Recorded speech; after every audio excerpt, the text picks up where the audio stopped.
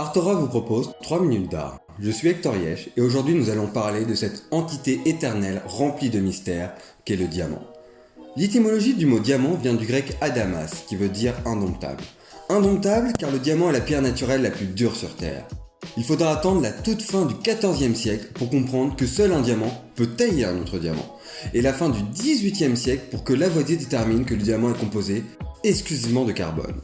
Le premier diamant a été découvert et rapporté d'Inde par Alexandre le Grand, au IVe siècle avant Jésus-Christ.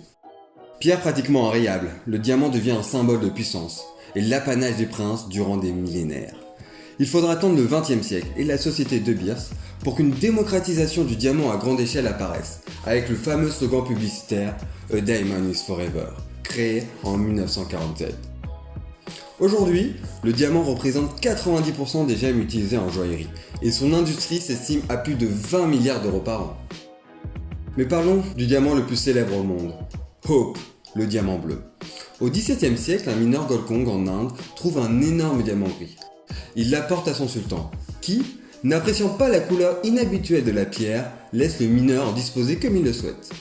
Ce n'est qu'après l'avoir taillé que le diamant révèle sa véritable couleur, un bleu étincelant.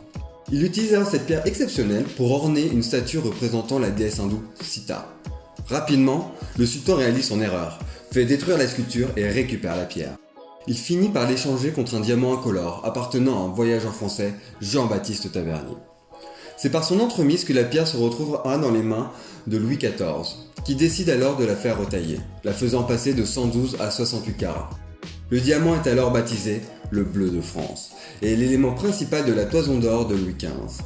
C'est en 1792, en pleine Révolution, et alors qu'il appartenait à Marie-Antoinette, que notre célèbre diamant est volé. 20 ans et 22 jours plus tard, le temps de laisser filer le délai de prescription, on retrouve notre pierre retaillée. Elle ne fait plus que 45 carats, et elle est ovale. Son propriétaire, le banquier Hope, lui donnera son nouveau nom. Il passera ensuite de main en main, et revient même en France où il est vendu par Cartier à Evelyn Waugh pour la somme de 180 000 $. Mais le diamant est réputé maudit. Il attirerait le malheur à toutes les personnes l'ayant entre les mains. Le destin frappe ainsi de nouveau, et Waugh, ruiné, doit revendre la pierre à Harry Winston, qui finira par la donner au Smithsonian Institute de Washington en 1958. Disposant de sa propre pièce, notre diamant bleu est, après la Joconde, l'objet d'art le plus visité au monde. Et en 1997, il continue d'inspirer les artistes, notamment le réalisateur James Cameron pour son film Titanic.